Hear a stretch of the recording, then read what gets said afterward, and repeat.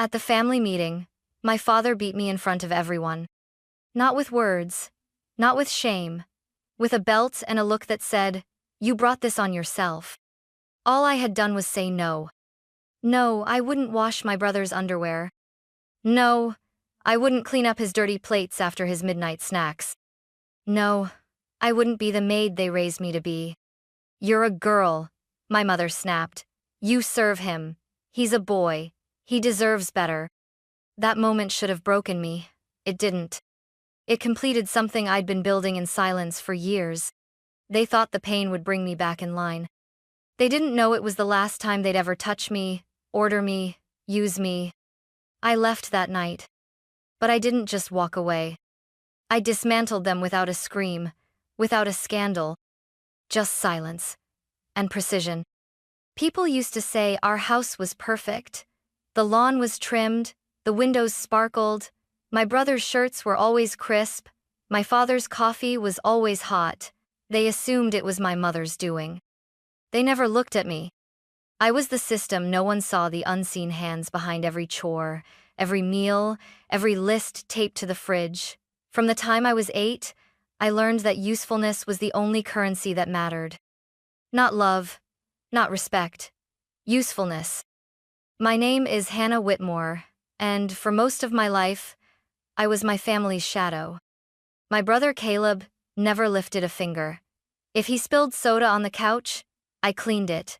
If he needed his uniform ironed at midnight, I stayed up.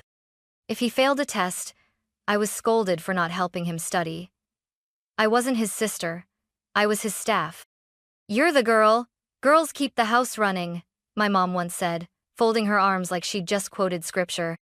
I used to think if I worked harder, they'd see me. That maybe, one day, I'd be something more than a name on a chore list. But no matter what I did, Caleb was always the son and I was a shadow cast to serve him. My father ran the house like a general. No warmth, just orders. He believed discipline made strength, and obedience was respect. Whenever I questioned something, he'd look at me like I'd betrayed the family name. "You're not here to argue, Hannah," he'd say. "You're here to contribute." That word contribute became a leash. It didn't mean be part of this family. It meant shut up and work harder. Still, I did it all. I made their beds, I folded their laundry, I memorized grocery lists, ironed pleats, soaked blood out of Caleb's soccer uniforms when he got into fights. He never said thank you. He just tossed more clothes on the floor. It was a quiet kind of servitude. The kind that doesn't scream. The kind that just grinds you down until you forget what it feels like to have hands that aren't always holding something for someone else. But the day of the family meeting, the day they decided I wasn't contributing enough, something cracked. Maybe it was the way Mom said, "He deserves better," like I was some defective appliance. Maybe it was Dad's glare, daring me to disobey. Or maybe it was Caleb's smirk, the kind that said, "You'll never leave." Whatever it was, I stopped being afraid. And in that moment, I realized something chilling. They hadn't broken me. They had trained me. And I was going to use every ounce of what they taught me, just not the way they intended. There were phrases in my house that echoed louder than footsteps. They didn't scream them. They didn't need to. They just let the words settle like dust in the lungs. Be useful. Know your place. He's a boy. You'll understand when you're older. I understood now. Not because I'd aged, but because I'd seen the pattern. It wasn't about gender. It was about control. About shaping me into something that made their lives easier, quieter. Every time I stood up for myself, they'd flip the script. "Don't be dramatic. You're just trying to start trouble. No one will ever put up with that attitude in the real world." They didn't raise me to be loved. They raised me to be palatable, to be a girl who smiled through chores, folded emotions like towels, and accepted orders like oxygen. But while they hurled commands, I started keeping score. At first, it was small.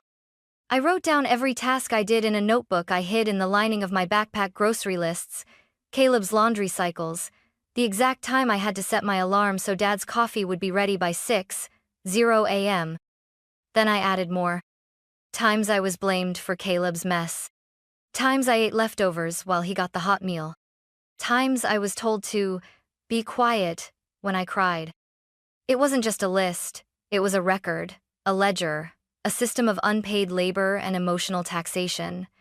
And the more I wrote, the more I realized how much of my life had been stripped down to transactions. Affection was conditional. Praise was rare. But expectation? That was infinite. You're lucky we don't charge you rent. You think anyone else would tolerate your mouth? We feed you. That's love. But it wasn't love. Love doesn't come with receipts. The more they spoke, the clearer their hierarchy became. Caleb was the crown. Dad was the judge. Mom was the enforcer. And I? I was the system, the hands, the silence. They thought their words would keep me tethered, that they'd worn me down to routine, but those words did something else entirely. They crystallized my resolve. Because every "you're just a girl" reminded me of what I wasn't allowed to become. Every "do it without complaining" taught me how to work silently, which would soon become my greatest weapon. And every "this is your duty" became another nail, not in my coffin, but in theirs. I stopped defending myself. I just listened. And wrote. And waited. Because storms don't announce themselves. They gather quietly. And I was nearly ready. The day they called a family meeting, I already knew it wasn't about unity. Family meetings in our house weren't conversations, they were courtrooms, and I was always on trial. That night, I walked into the living room and saw the three of them already seated. Dad in his recliner, Caleb sprawled across the couch like royalty, and Mom standing with her arms crossed like she'd rehearsed this. "Sit," Dad said. I didn't. I stood. "Caleb says you haven't been doing your part," Mom began, tilting her head like she was disappointed in a pet, not a person. "He says his laundry hasn't been folded. His bathroom's a mess. You've been slacking." I blinked. "He's 17. He can fold his own damn shirts." Dad's hand twitched. Caleb smirked. Mom's jaw tightened. "Watch your tone," she snapped. "He's a boy. He deserves better than this." I looked around the room and realized they genuinely believed that. It wasn't performance, it was doctrine. "He deserves clean clothes," she added. "He deserves peace in his home." "And I don't?" I said quietly. "I cook, I clean, I do everything. And it's never enough, is it?" "You're a girl," Dad said coldly. "You were raised to serve. That's how the world works." "No," I said. "That's how your world works. I'm not doing his laundry anymore. Or his chores. Or yours." That's when he stood. And when my body instinctively took a step back, I knew what was coming. "Do his laundry or get out," he roared. When I didn't move, he did. He lunged, not with warning, not with restraint. The belt wasn't even hidden this time.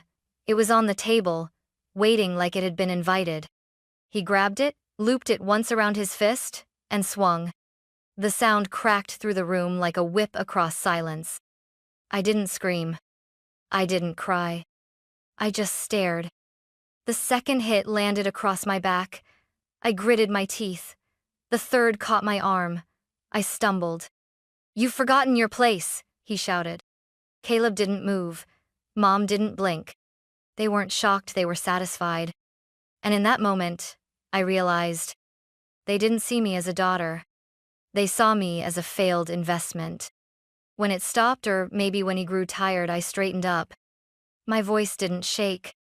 "I'm not your servant." Then I turned and walked out. No suitcase, no tears, no goodbye. Just one last look at the three people who had spent my whole life telling me to be useful, and who would finally understand what it meant to lose the one person who kept their house breathing. I didn't pack. I didn't take my clothes, or my school books, or even the tiny stack of birthday cards I'd hidden under my mattress, the ones with half-hearted messages like, "Make us proud, Hannah." I just left. A hoodie, a charger, a bruised arm, and a notebook zipped inside my backpack. That was it. I didn't slam the door. I didn't yell. I didn't even look back. I wanted the silence to be the loudest thing they heard.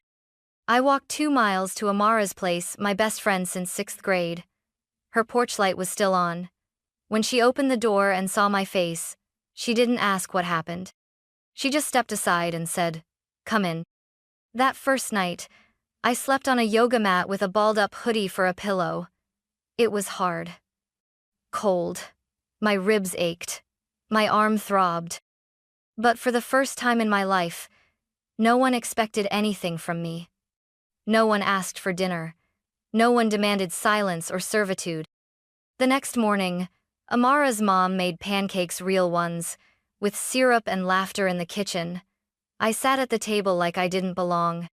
"You okay staying a few days?" she asked gently. I nodded. She glanced at my arm.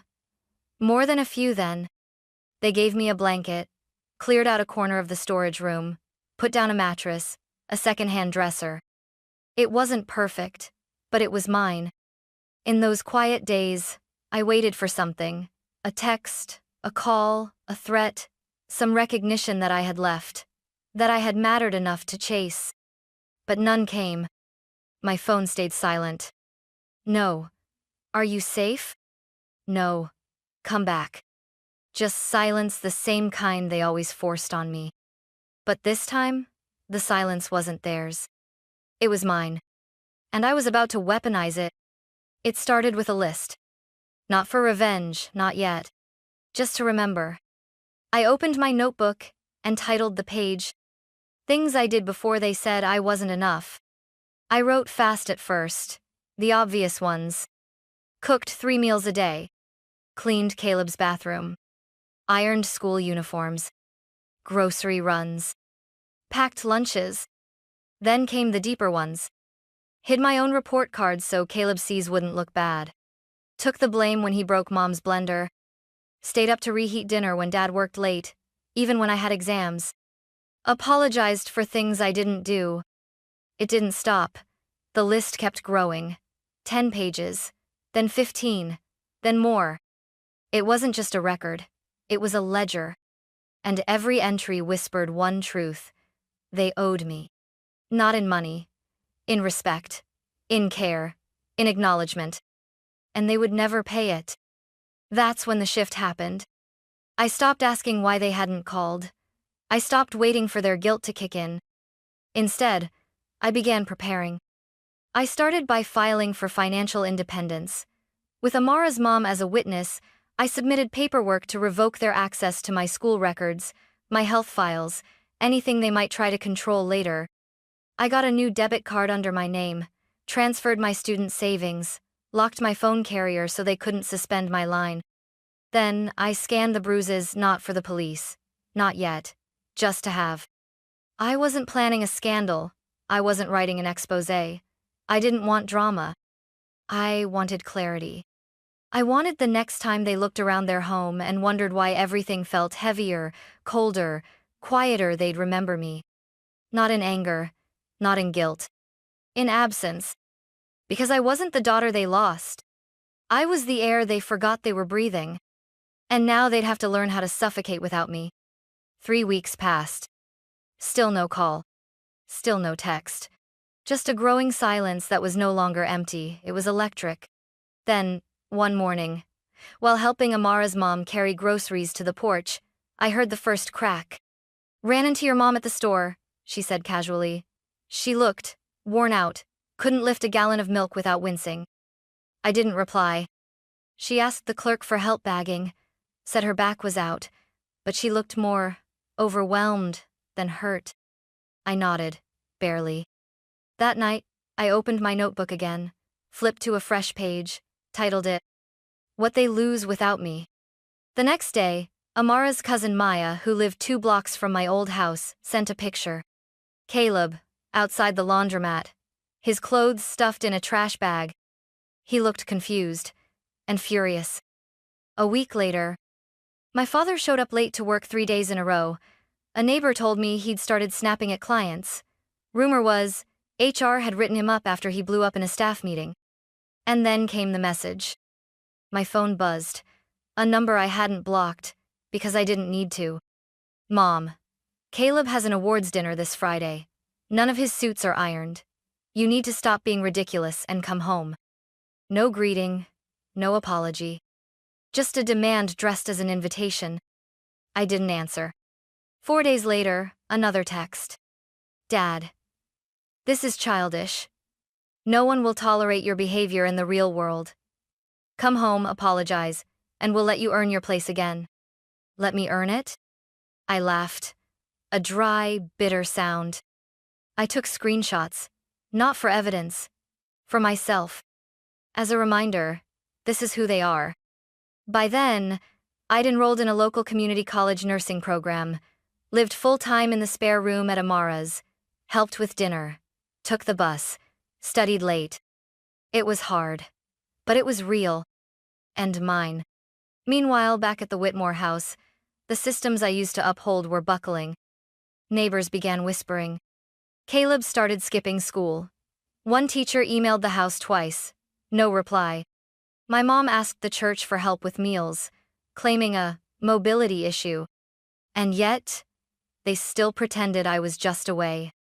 They're telling people you left for an internship, Amara said one night, that you're pursuing maturity. Maturity. Funny how they only praised it when it suited their lie. I didn't correct anyone. I just kept building my life. Then, I packed a box. Inside it, all the handwritten chore lists they used to stick to the fridge. The birthday card where Mom wrote, "We didn't plan for you, but God has a purpose." The broken locket she gave me at 13 with the words, "So you remember we didn't have to keep you." And finally, the ledger. I printed it. 52 pages. Bound it. Labeled the front. Unpaid labor. Years, 10, 17. I taped the box shut. No note. Just an address label. No return. I left it on their doorstep at dawn. 2 days later, Maya texted. They didn't come out for hours. Then your dad opened the box. He looked pale. Good. Because I wasn't loud. I wasn't violent. But I was exact. I'd taken everything they once demanded, my labor, my silence, my usefulness, and returned it in the form they feared most. Documentation. Proof. Proof they never expected me to collect. Proof of what happens when the backbone of the household walks out and doesn't come back. No headlines. No scandal. Just silence, sharpened into truth. I moved into a studio apartment 2 blocks from campus. It was small, one window, a creaky floor, a shower that ran either scalding or freezing, but every inch of it was mine. I worked part-time at a local bookstore, studied at night, took nursing classes during the day, packed my own meals, folded my own laundry. 2 loads a week, quiet, peaceful. Every Friday, I lit a candle. Not for healing, not for memory, just because I could. No one barked orders. No one slammed doors. No one looked at me like I owed them something just for existing. And still the world didn't collapse. I didn't fall apart. I didn't come crawling home. I thrived. Meanwhile, updates trickled in not because I asked, but because the world is small, and pain leaves echoes. A girl from church messaged me, "Your dad passed out in the grocery store. They say it was stress." Amara's cousin saw Caleb at a job fair angry, disheveled, yelling at a volunteer because his resume got wrinkled. My mom had joined an online support group called Parents of Ungrateful Children. She posted threads titled, "When They Forget Who Fed Them." They hadn't changed. They just collapsed inward, angry at the vacuum I left behind, but never brave enough to name it. And I? I no longer needed their shame to define me. I no longer needed their absence to hurt. Because I had learned something they never taught me.